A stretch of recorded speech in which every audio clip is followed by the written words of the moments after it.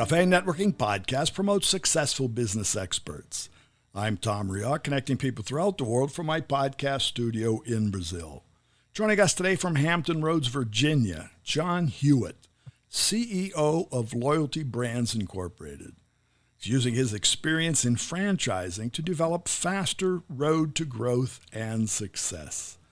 So, John, can everyone or anyone be an entrepreneur?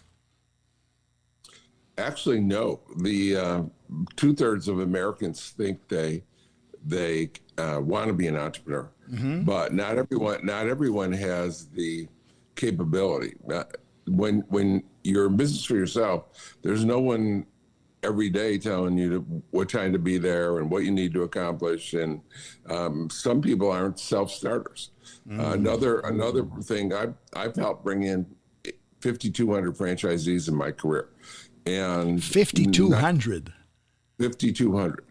And about 500 of them, they didn't have the self-starting capability, the ability to follow a plan, the ability to think ahead and plan ahead, or they weren't risk takers. You know what happens is all of us get knocked down, and you're not going to just skate through to success every day. You're going to face adversity, and some people, adversity kills them. They just get buried in adversity. So about half the people that think they want to be entrepreneurs can't be entrepreneurs. But if we take the 5,200 you mentioned, you say 500 haven't made it, that's 10%. So there's a 90% success rate. In people who have joined my franchises, that's for sure, because we've always had, I've been doing this for 55 years. So I've had the best system in the industry each and every time. So they're at a advantage the minute they join our team. But from your experience, we can also see, I guess, that of the 500, they may start out, they may be self-starting, they may be risk takers, but over time, they sort of lose the edge. The key comes down to my job, as I said, is to give you the best system in the industry. Your job is then to follow the recipe. Right. If a great chef sends you a recipe, why would you change it? And it's the toughest thing to do. Human beings are made not to listen. And I don't know if you have children, but you've been a child. And it's the toughest thing to do. Out of the 5,200 people I brought in, not one has listened 100%. The best listen 98 or 99%. The worst less than 10%. Well, less than 90. No, that's across the board. I could say the same thing happens here in Brazil. One of the first things I learned here is exactly, as soon as you give somebody a process or a plan, on day one they want to change it because they think they can do something better. But what we do see in successful franchises, it's the repeatability. It's the following, not only just following the same process, but bettering a process over time. Exactly. You're not here to invent. If you came into the franchise system to be creative and inventive and think you've thought of something that we haven't, that's crazy, right? Especially we've either made every mistake or seen every mistake. And if you come in and we have thousands of people that have done this, tens of thousands. So don't think you're going to come in and reinvent the wheel. Just think you're gonna follow the system, and you're gonna do it with a great attitude, and you're gonna work hard, and you're gonna persevere. Well, on the success side, I'm sure you have also business owners who may not have just one franchise. They're successful at it, and they can multiply. The average franchisee ends up with about 6 or 7 territories. So some get to 100. About a third only can do one because they're unable to delegate. Right. But virtually everyone that starts wants multiple locations.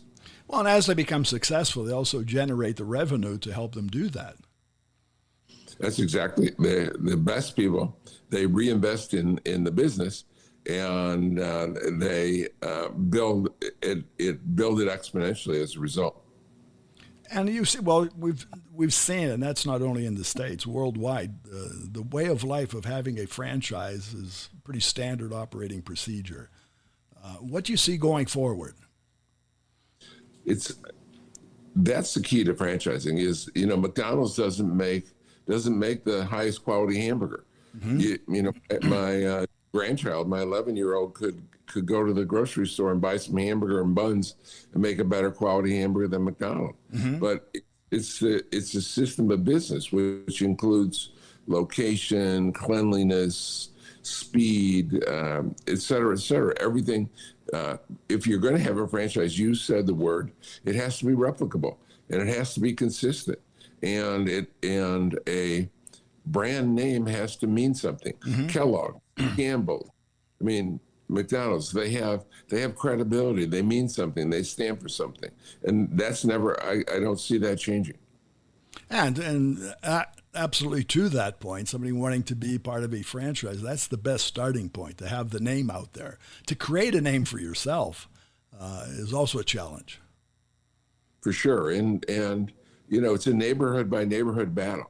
It's like when you have a new franchise, but if you come in and you're a Wendy's or a Holiday Inn or a McDonald's or a Jackson Hewitt, one of my companies, you have a brand name already there, and it means something to people, and it's worth extra because we give brand names extra credibility.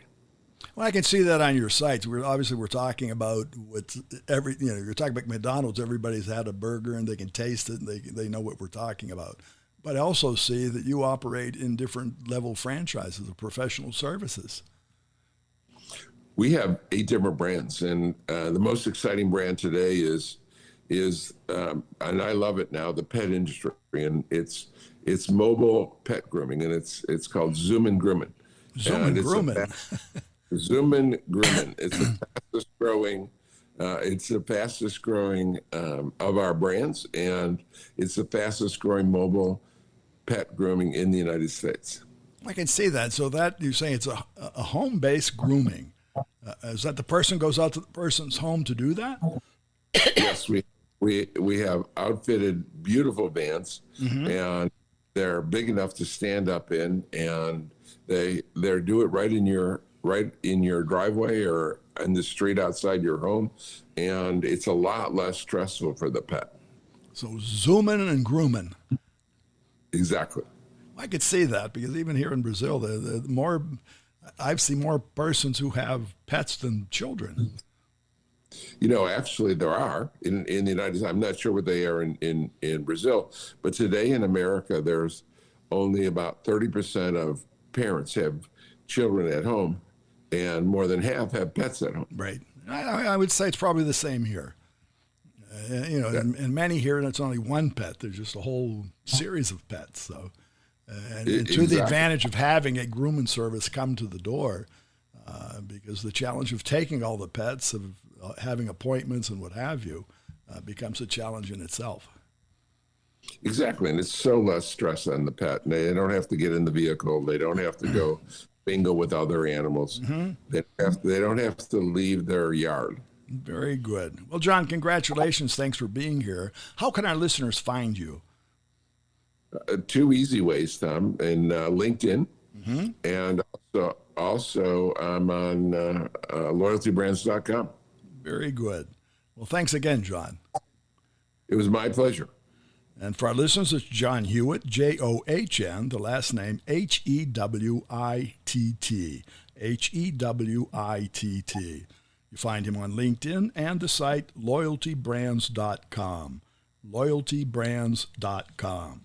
Café Networking is brought to us by Focus MI Market Intelligence, an agricultural market research specialist in Brazil. More information at focusmi.com. Talk to Tom, talk to the world. Thanks for listening. Till the next time here at Café and Networking Podcast.